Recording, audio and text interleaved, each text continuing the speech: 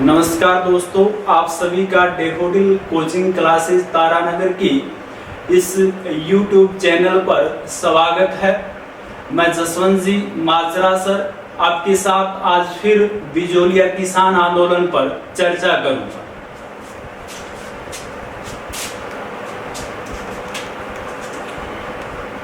कल हमने पढ़ा था अप्रैल 1919 का एक जांच आयोग और उसके बाद में हमने विजय सिंह पंथिक का एक समाचार पत्र जो राजस्थान केसरी था उसके बारे में बात की। आगे हम बढ़ते हैं तो विजय सिंह पंथिक ने इस समय हमारा जो ये बिजोलिया किसान आंदोलन है इसके जो समाचार है कुछ अन्य समाचार पत्रों में भी प्रकाशित करवाए। जैसे एक समाचार पत्र था अभूत्य नाम का, अभूत्य नाम का जो समाचार पत्र है ये प्रयाग से प्रकाशित होता था। इसके अलावा एक और अन्य समाचार पत्र आपका भारत मित्र, ये जो समाचार पत्र है ये कलकत्ता से प्रकाशित होता था। और इसके अलावा एक अन्य समाचार पत्र था मराठा जो बाल गंगाधर तिलक जी का था जो पुणे से प्रकाशित होता था। ये जो तीन अन्य समाचार पत्र है इन समाचार पत्रों में भी विजय सिंह पंथिक ने बिजोलिया किसान आंदोलन के समाचार छपवाए। उसके बाद में हमारे बिजोलिया किसान आंदोलन में क्या होता है कि जो आपके बिजोलिया के जो प्रशासक थे उन प्रशासकों ने एक प्रस्ताव पारित किया और उस प्रस्ताव में क्या हुआ, यहाँ की जो पीवल भूमि थी, पीवल भूमि यानी सिंचित भूमि, इस सिंचित भूमि की जो लगान दर थी उसमें क्या कर दी, वृद्धि कर दी। तब किसानों ने विजय सिंह पंथिक के कहने पर एक निर्णय लिया और इन्होंने ये निर्णय लिया कि वो बरानी भूमि पर खेती करेंगे। परंतु उसके बाद में ठिकाने के प्रशासकों ने एक अन्य प्रस्ताव पारित किया कि जो भी किसान बरानी भूमि पर खेती करेगा उसे पीवल भूमि का यानी सिंचित भूमि का भी लगान देना पड़ेगा। और उसी कारण क्या हुआ, फिर यहाँ पर किसानों ने अपनी भूमि को पड़त रखने का यानी खाली रखने का निर्णय ले लिया। तो इन्होंने अपनी जो भूमि है उसको पड़त यानी खाली रखा। उसके बाद में क्या होता है कि बिजोलिया किसान आंदोलन में फिर एक जांच आयोग की स्थापना की जाती है और इस बार जो जांच आयोग है वो मेवाड़ के जो नए महाराणा थे भोपाल सिंह उनके समय गठित किया। मेवाड़ महाराणा भोपाल सिंह मेवाड़ के अंतिम महाराणा थे। यह हमारे राजस्थान के एकमात्र महाराज प्रमुख भी रहे हैं। मेवाड़ महाराणा भोपाल सिंह के समय जो जांच आयोग बनाया गया फरवरी 1921 में, इस जांच आयोग में भी तीन सदस्य थे आपके ठाकुर राज सिंह, इसके अलावा रमाकांत मालवीय और तीसरा सदस्य था तखत सिंह मेहता। इन तीन सदस्यों का जो जांच आयोग बनाया गया, इस जांच आयोग ने जो किसानों की समस्या थी इस बार बिजोलिया की बजाय उदयपुर में ही किसानों की समस्या की सुनवाई की। इस जांच आयोग से मिलने के लिए एक 15 सदस्यीय दल यानी 15 किसानों का एक दल है वो माणिक्य लाल वर्मा ML वर्मा के नेतृत्व में इनसे मिलने उदयपुर पहुंचा। इन्होंने अपनी समस्या से इस जांच आयोग के सदस्यों को अवगत करवाया। इस जांच आयोग ने किसानों की जो समस्या थी उसको जायज बताया, परंतु मेवाड़ सरकार की तरफ से इन किसानों को किसी प्रकार की रियायत नहीं दी गई।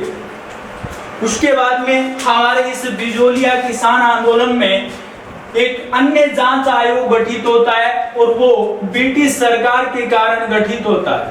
एक बिल किन्सन नाम का विल्किंसन नाम का मेवाड़ का ब्रिटिश रेजिडेंट था। मेवाड़ का ब्रिटिश रेजिडेंट। तो ये जो विल्किंसन है, इसने हमारा जो बिजोलिया किसान आंदोलन था 1921 ईस्वी में अपने चरम पर था, और इस विल्किंसन ने इस बिजोलिया किसान आंदोलन के बारे में ब्रिटिश सरकार को अवगत करवाया, और इसी कारण ब्रिटिश सरकार ने एक 5 सदस्यों की एक समिति का निर्माण किया, ताकि इस बिजोलिया किसान आंदोलन को नियंत्रित किया जा सके या इसको समाप्त किया जा सके। तो आपकी जो 5 सदस्यों की यहाँ पर समिति बनाई गई, उस समिति के जो सदस्य थे वो एक तो हमारे राजस्थान के एजीजी, उनका नाम था होलैंड, एजीजी होलैंड, एक तो उस समिति के सदस्य ये थे।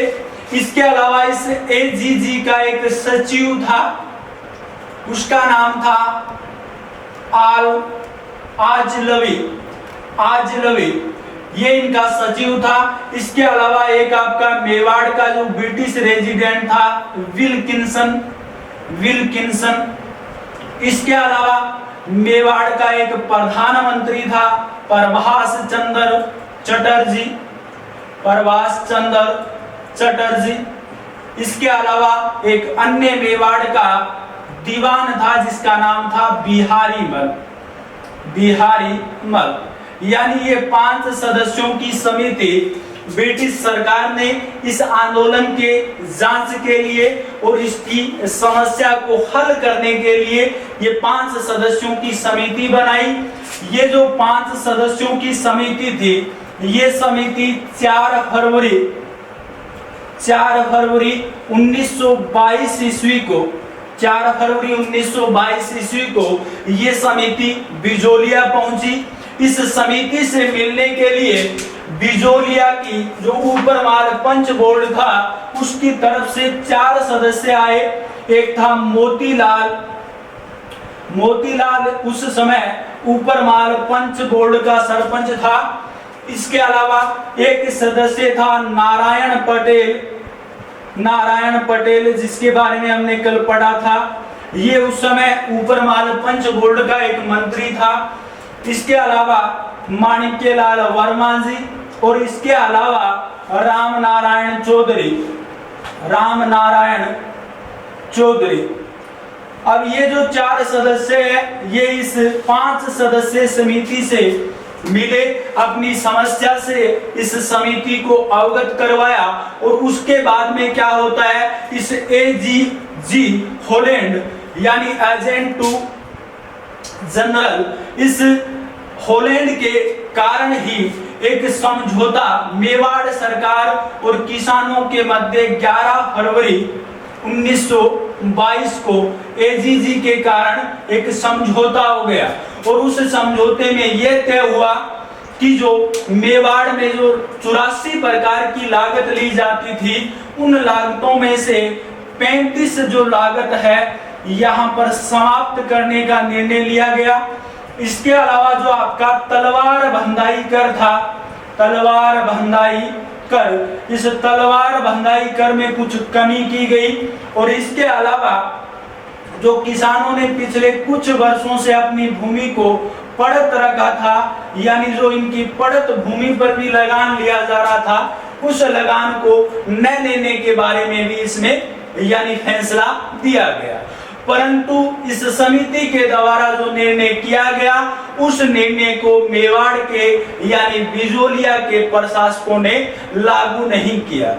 दोस्तों, इसे दोबारा रिपीट कर लेते हैं। बिजोलिया किसान आंदोलन से संबंधित यानी आज पथिक जी ने हमने पढ़ा, पथिक जी ने अभ्युदय प्रयाग का एक समाचार पत्र था, भारत मित्र जो कलकत्ता से प्रकाशित होता था, मराठा पूना से बाल गंगाधर तिलक इन्हें प्रकाशित करते थे।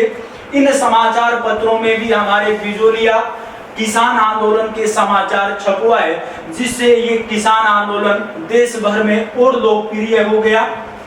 उसके बाद में क्या होता है कि बिजोलिया के जो प्रशासक थे उन प्रशासकों ने इस समय पीवल भूमि यानी जो सिंचित भूमि थी उसकी लगान में वृद्धि कर दी और इसी कारण पथिक जी के कहने पर किसानों ने बरानी भूमि पर खेती करने का निर्णय लिया। परंतु प्रशासकों ने एक अन्य प्रस्ताव पारित किया कि जो भी किसान इस बरानी भूमि पर खेती करेगा उसे पीवल भूमि का भी लगान देना पड़ेगा। तब किसानों ने मजबूरन अपनी जो भूमि है उसे पड़त रखने यानी खाली रखने का निर्णय लिया। उसके बाद में मेवाड़ महाराणा भोपाल सिंह जो 1921 से मेवाड़ के महाराणा बने, तो इनके समय में एक अन्य जांच आयोग इस किसान आंदोलन को नियंत्रित करने के लिए बनाया गया फरवरी 1921 में। इसके 3 सदस्य थे, ठाकुर राज सिंह, रमाकांत मालवीय और तखत सिंह मेहता। इन 3 सदस्यों के दल ने किसानों की जो समस्या है उसको उदयपुर में सुना। माणिक्यलाल वर्मा के नेतृत्व में 15 सदस्य जो दल था वो इनसे मिलने के लिए यहाँ पर पहुंचा, परंतु किसानों ने जो अपनी समस्या सुनाई और इस जांच आयोग ने जो अपना निर्णय दिया उस पर मेवाड़ सरकार ने कोई विचार नहीं किया।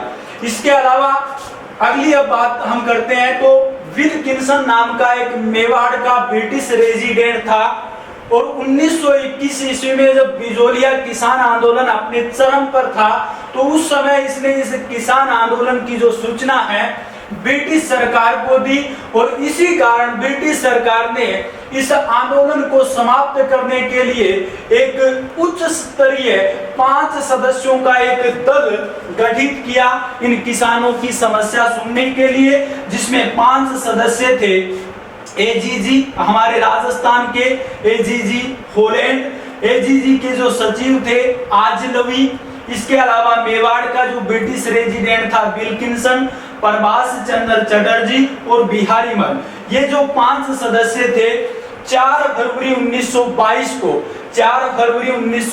को बिजोलिया पहुंचे इनसे मिलने के लिए। ऊपरमाल पंच बोर्ड की तरफ से मोतीलाल, नारायण पटेल, माणिक्यलाल वर्मा और राम नारायण चौधरी पहुंचे। इन्होंने अपनी समस्या से इस 5 सदस्यीय दल को अवगत करवाया और उसके बाद में 11 फरवरी 1922 को किसानों और मेवाड़ सरकार के मध्य एक समझौता होता है जिसमें जो 35 लागत है वो समाप्त करने का निर्णय लिया जाता है। तलवार बंधाई जो कर है उसमें कमी की जाती है और जो भूमि पड़त रखी है पिछले कुछ वर्षों से उस भूमि पर भी यानी लगान न देने का निर्णय लिया जाता है, परंतु मेवाड़ सरकार की तरफ से इन किसानों को किसी प्रकार की रियायत नहीं दी जाती। अब हम आगे इसके बारे में बात करेंगे।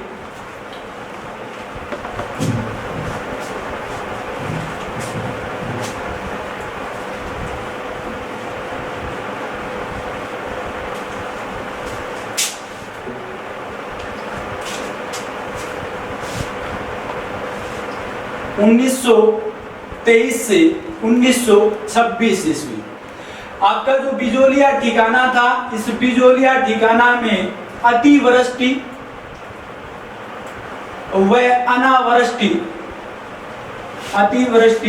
व अनावृष्टि के कारण किसानों की जो फसलें थी वो नष्ट हो गई और इसी कारण जो बिजोलिया के जो किसान हैं वो जो आपके बिजोलिया के जो प्रशासक है या मेवाड़ की तरफ से जो प्रशासक बनाए गए थे उनसे मिले और उनसे लगान की जो दर थी उसमें कमी करने की इन्होंने मांग की, परंतु बिजोलिया के प्रशासकों की तरफ से किसानों को इस समय कोई प्रकार की छूट नहीं दी।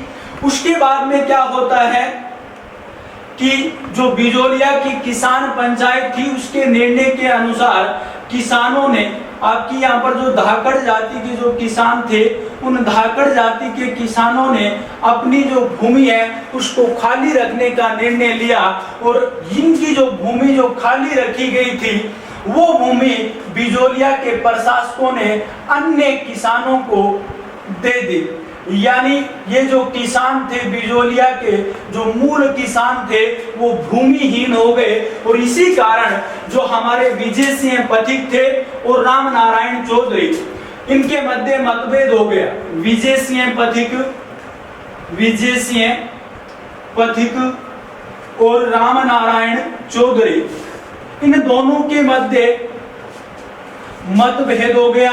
और इसी कारण क्या है, विजय सिंह पथिक भी इस किसान आंदोलन से अलग हो गए और आपके जो राम नारायण चौधरी है वो भी कुछ समय के लिए इस किसान आंदोलन से अलग हो गए।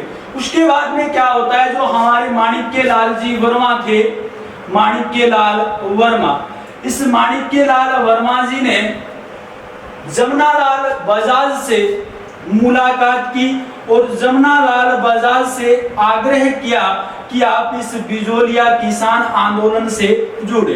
तो उस समय माणिक्यलाल वर्मा के कहने पर जमनालाल बजाज है वो बिजोलिया किसान आंदोलन से जुड़े, परंतु इन्होंने जमनालाल बजाज ने इस आंदोलन की जो जिम्मेदारी है वो हरिभाऊ उपाध्याय को सौंपी। हरिभाऊ उपाध्याय हमारे अजमेर के एकमात्र मुख्यमंत्री भी रहे हैं। इसी हरिभाऊ उपाध्याय ने उस समय इस आंदोलन को समाप्त करने के लिए, या जो बिजोलिया के किसान, जो धाकड़ जाति के किसान थे जिनकी भूमि अन्य किसानों को दे दी गई थी, इस हरिभाऊ उपाध्याय ने मेवाड़ का एक सेटलमेंट कमिश्नर था जिसका नाम था ट्रेंच। क्या नाम था? ट्रेंच। इस ट्रेंच से इस हरिभाऊ उपाध्याय ने एक मुलाकात की और उस मुलाकात के दौरान इन्होंने यह तय किया कि जो किसानों की जो भूमि है वो वापस दे दी जाएगी, परंतु मेवाड़ सरकार व बिजोलिया के प्रशासकों के कारण किसानों की उनकी भूमि वापस नहीं मिली। यानी हरिभाऊ उपाध्याय के द्वारा किया गया ये प्रयास असफल हो गया। उसके बाद में क्या होता है कि जो बिजोलिया के जो धाकड़ जाति के किसान थे वो किसान 1931 ईस्वी में अपनी जो भूमि थी उसको वापस प्राप्त करने के लिए सत्याग्रह आंदोलन शुरू करते हैं। यानी जो आपके माणिक्यलाल वर्मा जी है इनके नेतृत्व में 1931 में किसानों ने जो इनकी भूमि अन्य किसानों को दे दी गई थी उस भूमि को वापस प्राप्त करने के लिए सत्याग्रह आंदोलन शुरू किया। और इसके अलावा अक्षय तृतीया के दिन यानी वैशाख शुक्ल तृतीया के दिन हमने पहले भी पढ़ा था अक्षय तृतीया, तो इस अक्षय तृतीया के दिन माणिक्यलाल वर्मा के नेतृत्व में किसानों ने अपनी भूमि पर हल चलाए, परंतु प्रशासकों की तरफ से यानी बिजोलिया की पुलिस कर्मचारी जो नए किसान थे उनकी तरफ से यहाँ पर किसानों को पूरी तरह पीटा गया, अनेक किसान घायल हो गए। माणिक्यलाल वर्मा और लगभग 200 किसानों को उस समय प्रशासकों ने बंदी बनाकर जेल में डाल दिया। उसके बाद में क्या होता है कि हमारे जो जमनालाल बजाज है, ये जमनालाल बजाज है मेवाड़ के एक प्रधानमंत्री थे, सुखदेव प्रसाद मेवाड़ के प्रधानमंत्री थे। मेवाड़ के इस प्रधानमंत्री से हमारे जमनालाल बजाज ने मुलाकात की। इससे मुलाकात जमनालाल बजाज की हुई और उस समय बजाज ने इसके माध्यम से किसानों की जो भूमि थी उसको वापस दिलाने का प्रयास किया, परंतु यहाँ पर भी जमनालाल बजाज का जो प्रयास है वो असफल हो गया। उसके बाद में क्या होता है कि आपका जो बिजोलिया किसान आंदोलन है वो निरंतर चलता जाता है और अंत में क्या होता है कि बिजोलिया के किसानों ने परेशान होकर 24 अक्टूबर 1938 को यानी जो बिजोलिया किसान आंदोलन के जितने भी आसपास के गांव के किसान थे और इनकी जो किसान पंचायत थी, इस किसान पंचायत ने एक प्रस्ताव पारित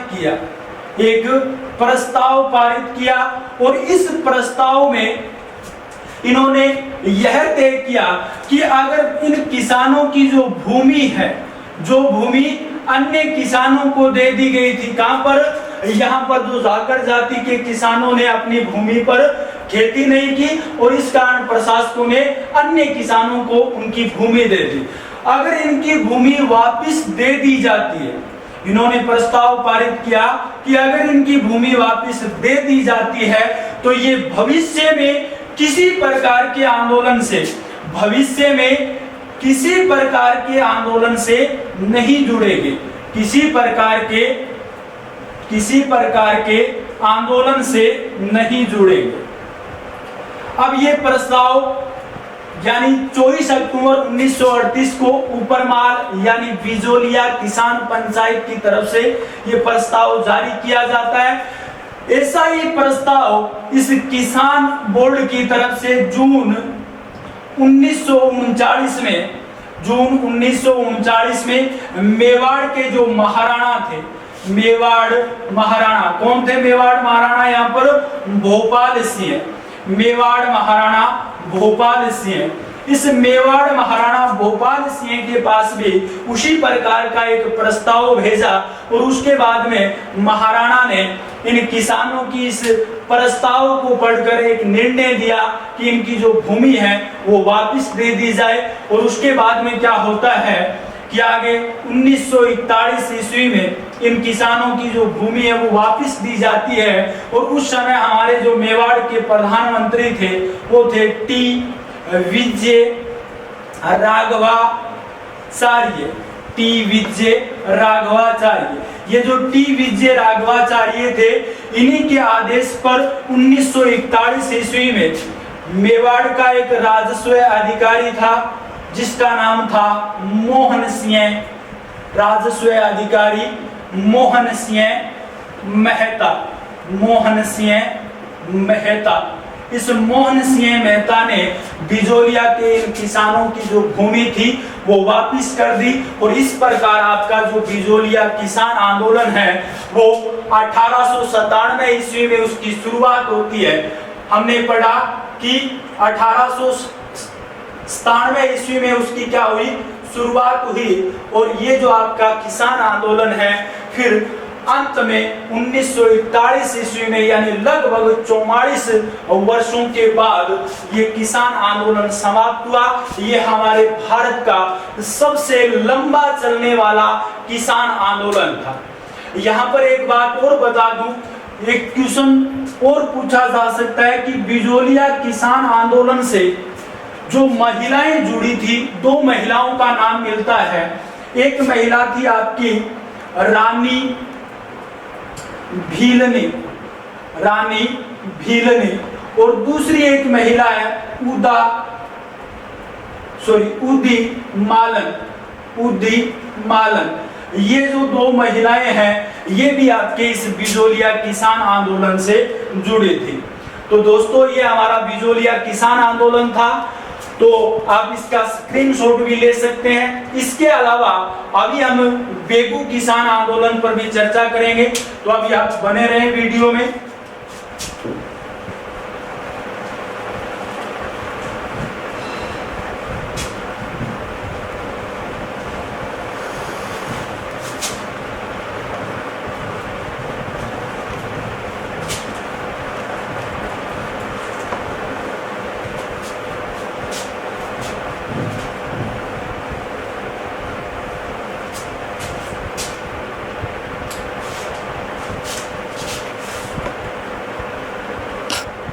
बेंगू किसान आंदोलन, बेंगू जो आपका है वर्तमान में चित्तौड़गढ़ के अंतर्गत आता है और ये भी आपकी मेवाड़ रियासत का एक ठिकाना था। आपके जो बेंगू के जो किसान थे, इन किसानों को अंदर, यहाँ के जो किसान थे इनके अंदर जो जन जागृति पैदा करने का जो कार्य है, जन जागृति पैदा करने का जो कार्य है वो एक तो हमारे विजय सिंह पंथिक ने, एक माणिक्यलाल वर्मा जी ने और एक राम नारायण चौधरी।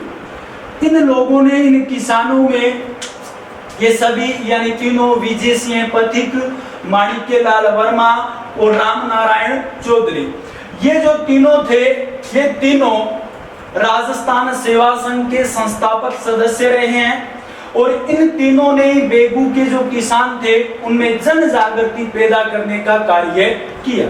अब बेगू के जो किसान थे, इन्होंने किन कारणों से यानी इस किसान आंदोलन की शुरुआत की, तो बेगू के जो किसान थे उनके भी वही कारण थे। कौन से? एक तो सामंती अत्याचार, सामंती अत्याचार, इसके अलावा बेगार प्रथा, बेगार प्रथा, और इसके अलावा लगान की बढ़ी हुई दरें, लगान की बढ़ी हुई दरें। यानी जो किसान आंदोलन जिस प्रकार से बिजोलिया में शुरू हुआ और बिजोलिया किसान आंदोलन से ही उत्साहित होकर बेगू के जो किसान थे उन्होंने भी इस आंदोलन की शुरुआत की। एक तो सामंती अत्याचार, बेगार प्रथा और लगान की जो बढ़ी हुई दर थी उससे ये जो किसान थे वो परेशान थे। अब इस आंदोलन की जो शुरुआत है कब होती है? आपके इस आंदोलन की जो शुरुआत है वो 1921 ईस्वी में होती है। कब होती है? 1921 ईस्वी में होती है। 1921 ईस्वी में एक स्थान था भेरुकुंड नाम का, भेरुकुंड नाम का, और ये जो भेरुकुंड स्थान है ये मेनाल में यानी चित्तौड़गढ़, मेनाल चित्तौड़गढ़ में पड़ता है। यहाँ पर बेगू के ठिकाने के जो आसपास के किसान थे वो इस भेरुकुंड नामक स्थान पर इकट्ठे हुए।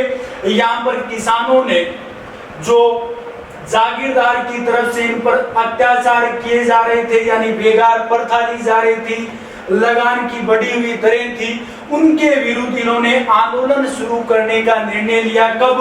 1921 में। और किस स्थान से? तो भेरुकुंड, मेनाल, चित्तौड़गढ़ से। इसके अलावा इन्होंने एक निर्णय और भी लिया कि हम ये जो किसान आंदोलन शुरू करेंगे, इस किसान आंदोलन में जो हमारे राजस्थान सेवा संघ के सदस्य, राजस्थान सेवा संघ के जो सदस्य हैं उन सदस्यों का भी क्या करेंगे? सहयोग प्राप्त करेंगे। तो यहाँ पर इस आंदोलन की 1921 में शुरुआत होती है और जब आपका ये बेगू किसान आंदोलन शुरुआत इसकी होती है तो उस समय बेगू का जागीरदार कौन था? तो बेगू का जो जागीरदार था वो था राव अनूप सिंह। क्या नाम था? राव अनूप सिंह। तो राव अनूप सिंह के समय इस किसान आंदोलन की शुरुआत होती है। यहाँ पर हम एक दूसरी बात और भी कर लेते हैं कि जब 1921 में इसकी शुरुआत होती है तो उस समय मेवाड़ के महाराणा कौन थे? तो अभी हमने बिजोलिया किसान आंदोलन में पढ़ा था कि 1921 में जो मेवाड़ के महाराणा थे वो भोपाल सिंह बन जाते हैं। तो जागीरदार अनूप सिंह और मेवाड़ के महाराणा भोपाल सिंह के समय इस बेगू किसान आंदोलन की शुरुआत हुई थी।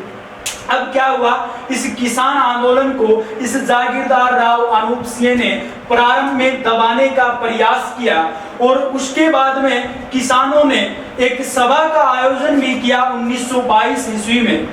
अपनी आगे की रूपरेखा तय करने के लिए 1922 ईस्वी में बेगू के जो किसान थे उन्होंने मंडावरी गांव में एक किसान सम्मेलन का आयोजन किया और इस सम्मेलन पर इस जागीरदार अनूप सिंह की तरफ से किसानों पर गोलियां चलाई गई। अनेक किसान यहां पर घायल हो गए और अनूप सिंह का यहाँ पर ये मानना था कि किसान इससे भयभीत हो जाएंगे और ये जो आपका किसान आंदोलन है यहाँ पर समाप्त हो जाएगा, परंतु ऐसा नहीं हुआ। आपका जो बेगू किसान आंदोलन है वो चलता रहा। अंत में जो आपका राव अनूप सिंह है इसने कुछ ही समय बाद यानी जून 1922 में किसानों से एक समझौता कर दिया। कब? जून 1922 ईस्वी में किसानों से एक समझौता किया, जो समझौता अजमेर में हुआ। अजमेर में ये समझौता हुआ और विजय सिंह पथिक के नेतृत्व में ये समझौता हुआ।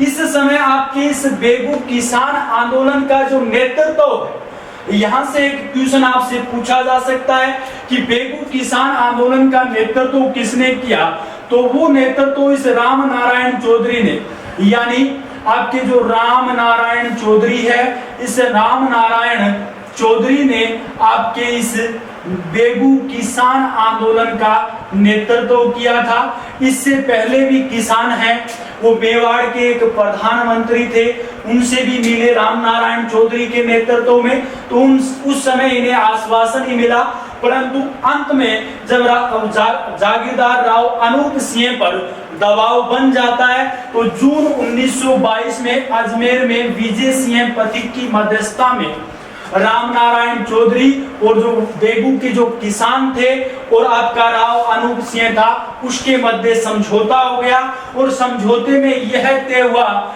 कि किसानों को कुछ रियायतें दे दी जाएगी, किसानों को कुछ रियायत दे दी जाएगी, रियायत प्रदान की जाएगी।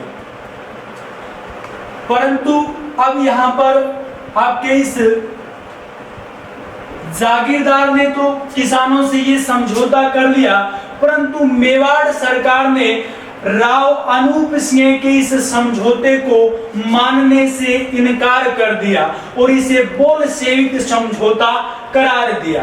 उसके बाद में क्या होता है कि मार्च 1923 जो आपका राव अनूप सिंह था, उस राव अनूप सिंह को बेगू के जागीरदार के पद से हटा दिया जाता है और बेगू में एक नया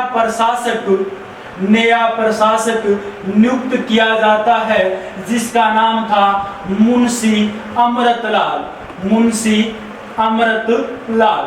यानी आपके राव अनूप सिंह को हटाकर मेवाड़ सरकार ने मार्च 1923 में मुंशी अमृतलाल को बेगू का प्रशासक नियुक्त कर दिया।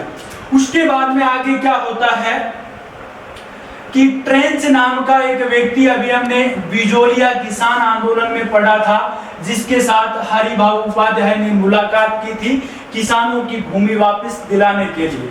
ये एक सेटलमेंट कमिश्नर था, सेटलमेंट कमिश्नर मेवाड़ सरकार की तरफ से। इस सेटलमेंट कमिश्नर ट्रेंच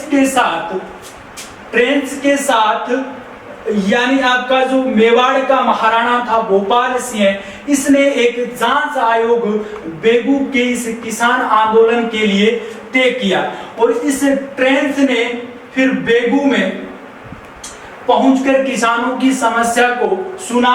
आपका जो ट्रेंच है 13 जून 1923 को बेगू पहुंचता है, 13 जून 1923 को बेगू पहुंचता है और यहाँ के जो बेगू के किसान थे वो इस ट्रेंच से रायता गांव में मिलना चाहते थे।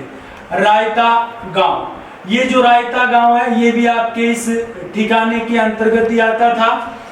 ट्रेंच बेगू में रुक गया, किसान उसे रायता गांव में बुलाना चाहते थे, तो इसी कारण किसानों के मध्य और ट्रेंच के मध्य वार्तालाप नहीं हुआ और इस ट्रेंच ने फिर एक तरफा निर्णय दे दिया, यानी ठिकाने की ओर निर्णय दे दिया और ट्रेंच ने कहा कि 1-2 लागतों को छोड़कर अन्य जो सभी लागत है वो सही है। और इसके अलावा इसने एक बात और यहाँ पर कही कि ये जो विजय सिंह पथिक है ये किसानों को भड़का रहा है। तो ट्रेंच जो सेटलमेंट कमिश्नर थे 13 जून 1923 को बेगू पहुंचते हैं, किसान इससे रायता गांव में मिलना चाहते हैं, परंतु फिर इनके मध्य मुलाकात नहीं होती है। ट्रेंच ने एक तरफा निर्णय दिया जिसमें ठिकाने की तरफ से जो लाग बाग ली जाती थी उनको जायज बताया और विजय सिंह पथिक को किसानों को भड़काने का आरोप उस पर लगाया कि वो किसानों को उकसा रहे हैं। उसके बाद में क्या होता है कि ट्रेंच ने जो निर्णय दिया उस निर्णय पर विचार करने के लिए, ट्रेंच के निर्णय पर विचार करने के लिए आपके जो बेगू के किसान हैं, वो एक गांव था गोविंदपुरा। बेगू के किसान इस गोविंदपुरा गांव में इकट्ठे होते हैं, किस लिए? इस ट्रेंच के निर्णय पर विचार करने के लिए। अब यहाँ पर क्या होता है, इन किसानों ने कहा कि जब तक हमारी बातें स्वीकार नहीं की जाएगी तब तक हम इस गांव को खाली नहीं करेंगे। मेवाड़ के प्रशासक मुंशी अमृतलाल और ट्रेंच की तरफ से किसानों से एक बात कही गई कि आप गोविंदपुरा गांव को खाली कर दें। उसके बावजूद भी किसान इस गांव से नहीं हटे, तो फिर यहाँ पर एक क्वेश्चन पूछा जाता है आपका बार बार, यानी 13 जुलाई 1923 ईस्वी 13 जुलाई 1923 ईस्वी को इस ट्रेंच के आदेश पर इस गोविंदपुरा गांव में जो किसान इकट्ठे हुए थे उन किसानों पर गोलियां चलाई गई और उसी दौरान 2 किसान यहाँ पर मारे जाते हैं जिनके नाम थे रूपाजी व करपा जी। ये क्वेश्चन आपका यहाँ से दोस्तों पूछा जाता है, तो यहाँ पर आपको ये जरूर याद रखना है कि ट्रेंच के आदेश से जो बेगू किसान आंदोलन में गोविंदपुरा गांव में जो किसानों की हत्या हुई थी वो कौन थे? तो वो रूपाजी और करपाजी थे। और कब ये जो घटना घटी तो वो था 13 जुलाई 1923 का दिन। इसके अलावा हम आगे बात करते हैं, तो यहाँ पर जब इस गांव में किसानों पर गोलीबारी की गई तो ये जो किसान आंदोलन था थोड़ा कमजोर पड़ गया और उस समय जो विजय सिंह पथिक थे वो फिर इस किसान आंदोलन से जुड़ते हैं और विजय सिंह पथिक बेगू पहुंचते हैं। विजय सिंह पथिक बेगू पहुंचते हैं और इसके नेतृत्व में फिर किसानों ने असहयोग आंदोलन शुरू कर दिया। परंतु बार विजय सिंह पथिक को पहले ही जो मेवाड़ सरकार थी और ब्रिटिश सरकार थी वो गिरफ्तार करना चाहती थी, क्योंकि हमने यहाँ पर पढ़ा कि ट्रेंच ने जो अपना निर्णय दिया उसमें कहा कि ये जो विजय सिंह पथिक है ये किसानों को भड़का रहा है। उसके बाद में जब विजय सिंह पथिक वापिस यहाँ पर बेगू पहुंचते हैं, असहयोग आंदोलन शुरू करते हैं, तो यहाँ पर 10 सितंबर, याद रखना दोस्तों, 10 सितंबर 1923 ईस्वी को विजय सिंह पथिक को गिरफ्तार कर लिया जाता है और उन्हें 5 वर्ष की सजा सुना दी जाती है। उसके बाद में क्या होता है, हमारे इस बेगू किसान आंदोलन के बारे में आगे हम पढ़ते हैं तो एक बात आपकी सेंस रही है। एक तो दिसंबर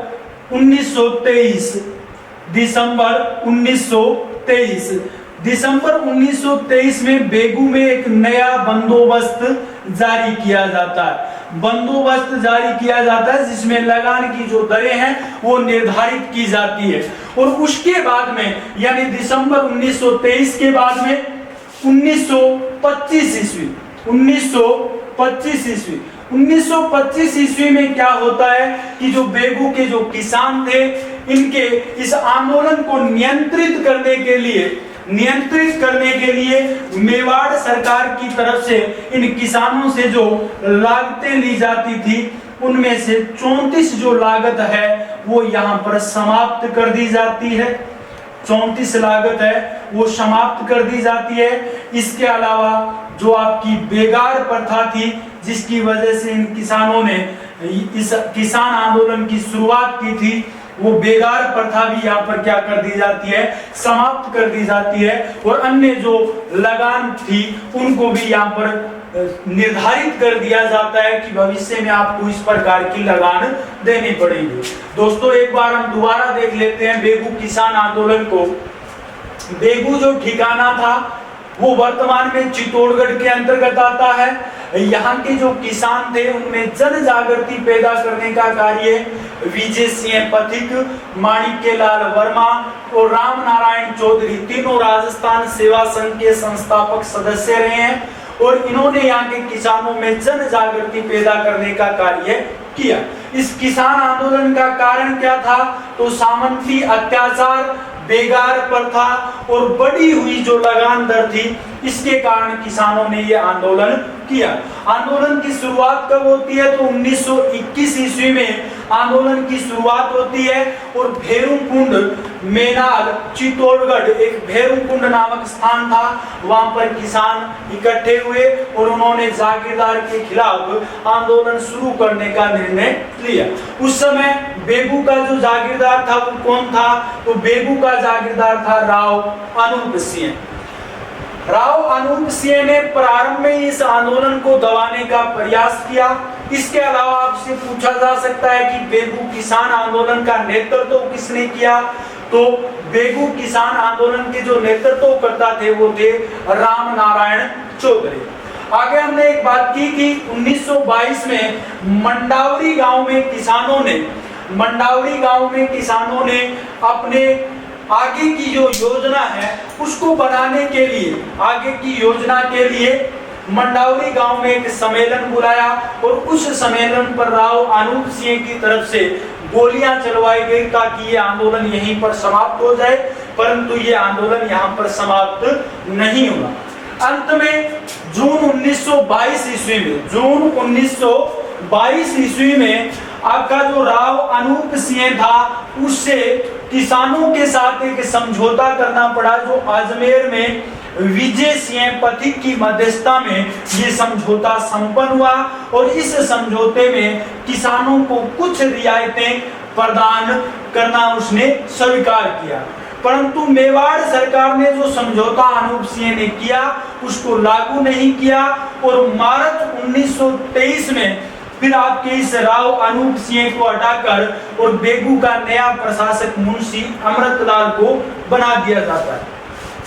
फिर मेवाड़ सरकार की तरफ से ट्रेंच नाम का जो सेटलमेंट कमिश्नर था, इसको किसानों की समस्या सुनने के लिए अधिकृत किया जाता है। ट्रेंच 13 जून 1923 में बेगू पहुंचता है। किसान इनसे रायता गांव में मिलना चाहते हैं और इसी कारण ट्रेंच व किसानों के मध्य वार्तालाप नहीं हुआ। इसने एक तरफा निर्णय दिया, यानी जो प्रशासकों के द्वारा यहाँ पर लगान ली जा रही थी उस लगान को इसने जायज बताया और किसानों को उकसाने का जो आरोप है विजय सिंह पथिक पर लगा दिया। अब इस ट्रेंच के निर्णय पर विचार करने के लिए किसान गोविंदपुरा गांव में इकट्ठे हुए। इस गांव में किसानों ने एक फैसला लिया कि जब तक उनकी मांग स्वीकार नहीं की जाती तब तक वो इस गांव को खाली नहीं करेंगे। फिर इस ट्रेंच के आदेश पर 13 जुलाई 1923 को किसानों पर गोलीबारी की जाती है, जिसमें 2 किसान रूपा जी व करपा जी मारे जाते हैं। आगे हमने बात की कि आपका जो ये किसान आंदोलन है यहाँ पर कुछ कमजोर पड़ गया, इसी कारण विजय सिंह पथिक है वो बेगू पहुंचे और इन्होंने अपने नेतृत्व में असहयोग आंदोलन शुरू किया। परंतु मेवाड़ सरकार ने 10 सितंबर 1923 को इनको गिरफ्तार कर 5 वर्ष की सजा सुना दी। इसके अलावा दिसंबर 1923 में बेगू में एक नया बंदोबस्त किया जाता है, जिससे किसानों को कुछ रियायतें उसमें दी जाती है और 1925 ईस्वी में जो बंदोबस्त था उसके आधार पर 34 जो लागत है वो समाप्त कर दी जाती है, बेगार प्रथा को भी समाप्त कर दिया जाता है और जो लगान दरें हैं भविष्य में उन लगान दरों को भी निर्धारित कर दिया जाता है। दोस्तों, मैं आशा करता हूं आज का जो वीडियो है आपको अच्छा लगेगा। इसके अलावा अगर आपको हमारे जो नए वीडियो हैं वो देखने हैं तो हमारे इस डैफोडिल कोचिंग क्लासेस के YouTube चैनल को सब्सक्राइब करें। इसके अलावा बेल आइकन जो बटन है उसे भी दबाएं। हमारा जो वीडियो है उसे लाइक करें, शेयर करें, कमेंट करें, और अगर आपका कोई सुझाव हो तो वो भी हमारे साथ साझा करें ताकि हम आपके लिए और अच्छे वीडियो लेकर आ सकें। इसके अलावा मैं आशा करता हूं आप सभी स्वस्थ हैं और आप घर पर रहकर अपनी जो पढ़ाई है वो आपने नियमित रूप से शुरू कर दी है। और इसी के साथ दोस्तों आज के लिए इतना ही। जय हिंद, जय भारत।